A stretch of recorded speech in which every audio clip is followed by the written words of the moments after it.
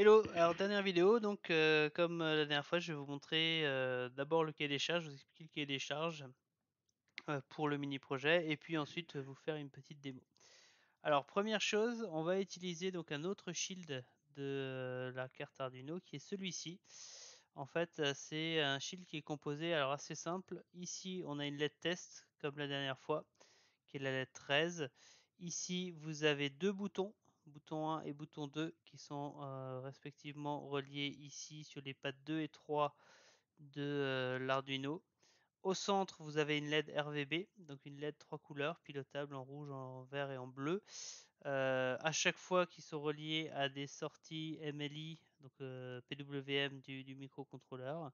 Et puis là, vous avez trois potentiomètres qui sont eux reliés aux entrées analogiques A3, A4, A5 là en bas. Donc tout est indiqué sur la sérigraphie.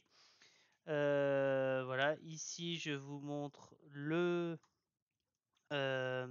schéma de la carte. Donc où vous avez donc les trois LED, donc TX, RX reliés sur les pins 1 et 0, la LED test qui est reliée sur la pad 13, les trois LED RGB sur les pads 9, 10 et 11. Donc ces LED là sont bien des LED, c'est des entrées-sorties pardon, pilotables en PWM. Le bouton 1 qui est un interrupteur relié sur la pin 2, le bouton 2 qui est un interrupteur relié sur la pin 3, et puis le potentiomètre qui commande le rouge qui est relié sur A5, le vert sur A4 et le bleu sur A3. Par contre, il y a une petite inversion, autant pour moi, le rouge est sur A3, le vert est bien sur A4 et le bleu est sur A5.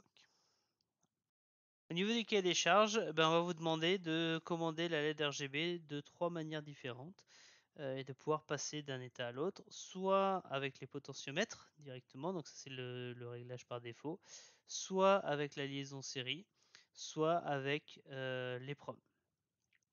Donc par défaut, elle est commandée par les potentiomètres, donc sa couleur va changer dès qu'on tourne les potentiomètres. Puis à partir de cet état, avec les deux boutons, on peut accéder à quatre modes de fonctionnement différents, ou quatre actions différentes en tout cas. Si on appuie un appui long sur le bouton A, va venir stocker la couleur actuelle dans les proms. Ah. Donc ça stocke dans les proms en fait la valeur du rouge, la valeur du vert et la valeur du bleu. Donc trois valeurs consécutives dans les proms, rouge, vert et bleu. Un appui long sur le bouton 2 va venir vider les proms, donc mettre 0 aux trois premières adresses. Voilà, et donc ça, quand on a 0, on sait que c'est la fin de la séquence qui est codée dans les proms. Un appui court sur le bouton 1 va être utilisé pour revenir au mode par défaut, donc utiliser des potentiomètres. Et un appui court sur le bouton 2 va permettre de jouer la séquence qui est contenue dans les proms. Donc on récupère les trois valeurs consécutives dans les proms, on les affiche sous forme d'une couleur, quand on rencontre les trois valeurs 0, 0, 0, c'est qu'on est arrivé au bout de la séquence. Et petite cerise sur le gâteau, on doit pouvoir régler la vitesse à laquelle se joue cette séquence en utilisant le potentiomètre qui est relié sur la LED rouge.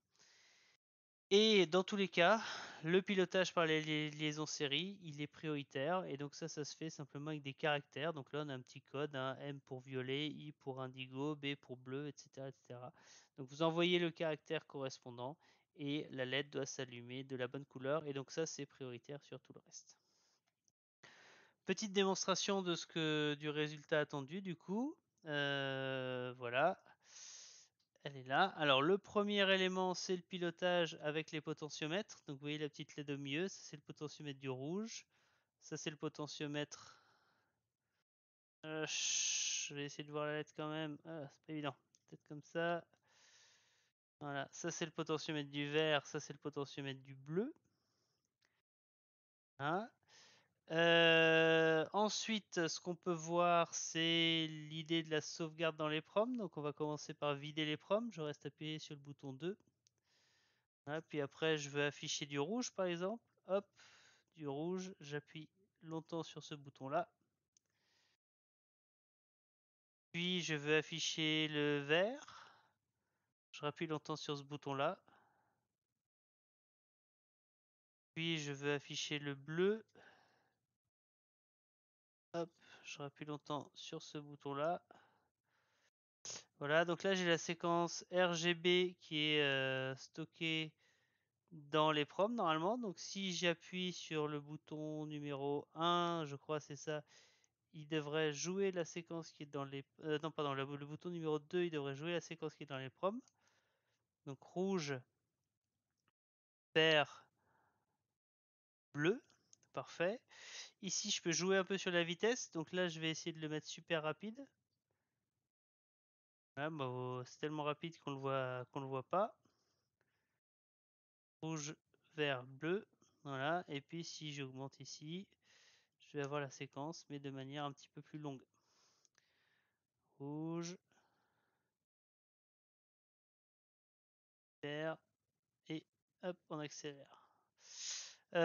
Si j'appuie longtemps là-dessus, j'efface ce qu'il y a dans les proms. Là, normalement, c'est effacé. Vous voyez, je peux appuyer là-dessus, il n'y a plus rien dans les proms. Et il vous reste à montrer le pilotage par la liaison série. Donc le pilotage par la liaison série se fait ici. Tac, c'est celui-là. Hop, le moniteur série qui est là. Donc on a dit si j'appuie sur M, si j'envoie un M, ça doit faire du mauve. C'est assez fort, hein, on le voit pas forcément trop bien à l'image, mais c'est bien du mauve. Si vous regardez sur mes mains, c'est du mauve. V, ça doit être du vert. Voilà. Elle pète bien la LED, hein. Faites gaffe à vos yeux. Elle envoie du pâté. Donc voilà. Et on a dit 1, c'est du blanc. Ah, c'est du blanc, croyez-moi. La caméra modifie les couleurs, mais c'est bien du blanc. Et Z, c'est l'extinction de la LED. Et une fois que quand je suis en mode série comme ça, donc le mode série est prioritaire, donc là ça affiche ce que je tape là-haut. Et si je veux repasser en mode potentiomètre, pouf, il suffit de cliquer sur ce bouton-là. Et donc là, je peux de nouveau régler à l'aide des potentiomètres. Pas évident de le faire en miroir, hein, à chaque fois. Voilà, à l'aide des potentiomètres, je peux régler la luminosité de ma LED. Voilà, donc ça c'est ce que vous êtes supposé obtenir à la fin du TP. Donc deux petits conseils pour bien y arriver. D'abord, essayez de valider step by step, comme sur le TP1. Hein, donc les étapes vous sont données sur Moodle, donc vous pouvez essayer de les suivre. Voilà. Et puis le deuxième conseil, ça va être le même que pour le TP1, à savoir penser machine d'état, utiliser une machine d'état. Là, on a typiquement un système qui peut être dans plusieurs états. Un état où il est piloté par les potentiomètres, un état où il est piloté par les probes, un état où il est piloté par exemple par la liaison série. Donc on a au moins 3 états possibles. Voilà, et ben vous pouvez faire une machine d'état. Donc vous pouvez décrire quelles sont les conditions de passage d'un état à l'autre. Et dans la boucle principale, qu'est-ce que je fais quand je suis dans tel ou tel état.